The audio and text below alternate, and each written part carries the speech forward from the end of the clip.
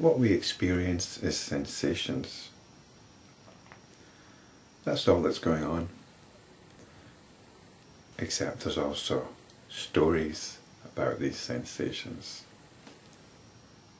We objectify these sensations. So if I say the mountain is hard, what basis in reality does that statement have? I need to go up to the mountain, I touch it, and I experience hardness. Or do I? There's a sensation of resistance, of texture. That's it. There may be a smell associated with it. Perhaps the smell of moss on the rocks or of a mountain flower. But we say the mountain is hard as if it's some reality, whereas there's only the sensation of resistance, of texture.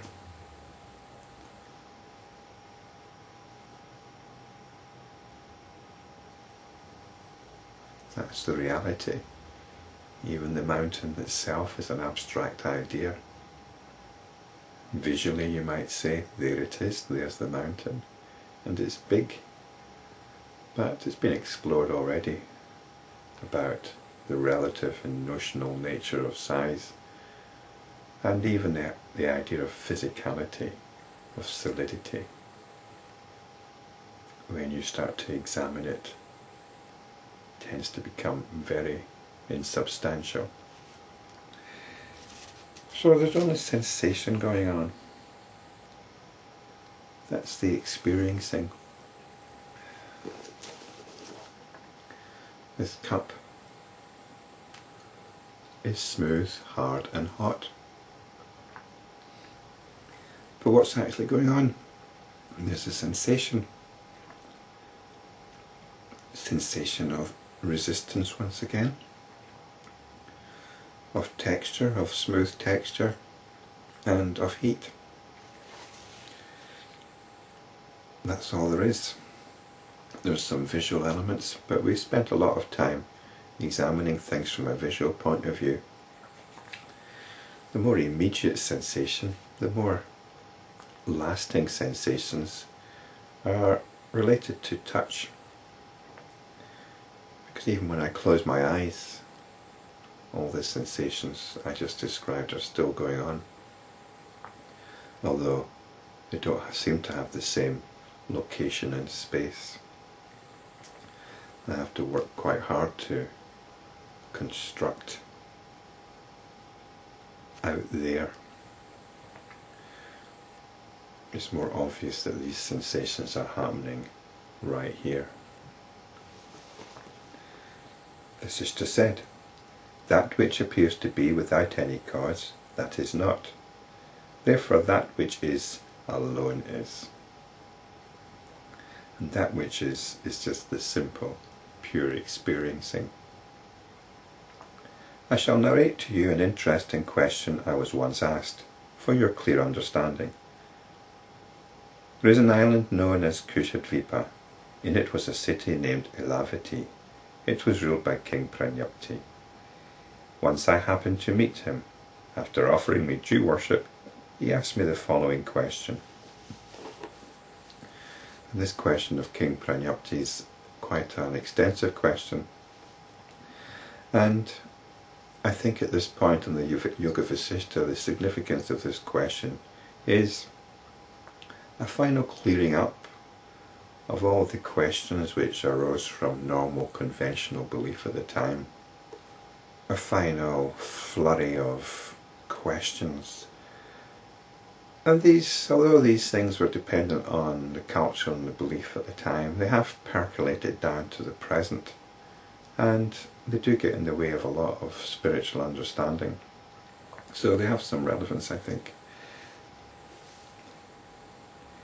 After the entire visible universe has been dissolved, what were the reason and the cause for the creation of the universe? What is this universe? Some part of it is always veiled by darkness. Somewhere it is inhabited by worms. How do these elements that constitute the world arise? And how were the mind, buddhi, etc. created? Who is the creator of all this, and who perceives it?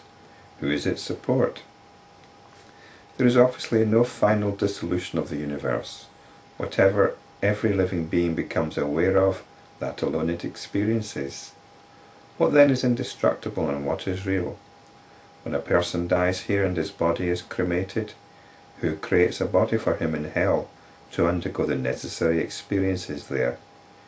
Surely not virtue or vice, dharma or adharma, for they are themselves subtle and formless. To say that the other world does not exist, I think this is the afterlife, seems to be equally fallacious, for it contradicts the statements of the scriptures. It is absurd to suggest that one who is formless can undergo experiences like punishment. Tell me also how substances undergo change here. What is the use of scriptures that deal with injunctions and prohibitions?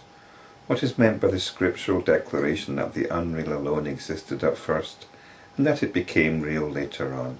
If Brahma, the creator, springs from void, why does that void not create very many creatures everywhere? How have the herbs, etc., acquired their characteristics and their nature? In a holy place at the same time, two people live, one's friend and one's enemy. The friend prays for one's long life, and the enemy prays for one's death. Whose prayer will be fulfilled? If thousands of people wished, "May I be a moon in the sky," why can there not be thousands of moons shining at the same time? If thousands of men meditate and pray that they may still attain, if thousands of men meditate and pray that they may all attain a particular woman as their wife, and if at the same time she meditates and prays she might remain a virgin, what is the result? How are the fruits of funeral and subsequent rites experienced by the departed ones in the absence of embodiment? So there's a lot of questions here, and they arise from the daily contradictions in our everyday life. If you sit down and think about things, there isn't much that makes sense actually. Our daily understanding is filled with contradictions. The writer Kurt Vonnegut Jr. described it, I think it was in a book of his called Mother Night. I read it years ago.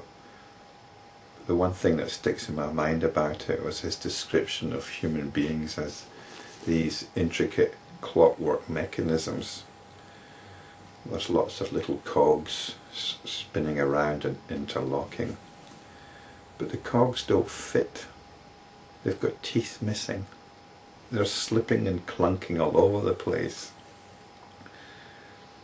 And he was talking about our capacity for ignoring this fact, the fact that things don't fit together, and yet we go along with the belief that everything's functioning like clockwork.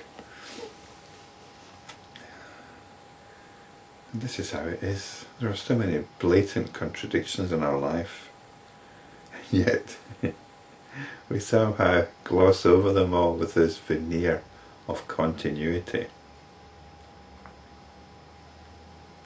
And this is what this king is pointing out. He's pointing out all the cultural beliefs and all the questions they give rise to, and which are usually ignored in order to keep things moving. We're not supposed to really ask questions, because it can really upset the apple cart.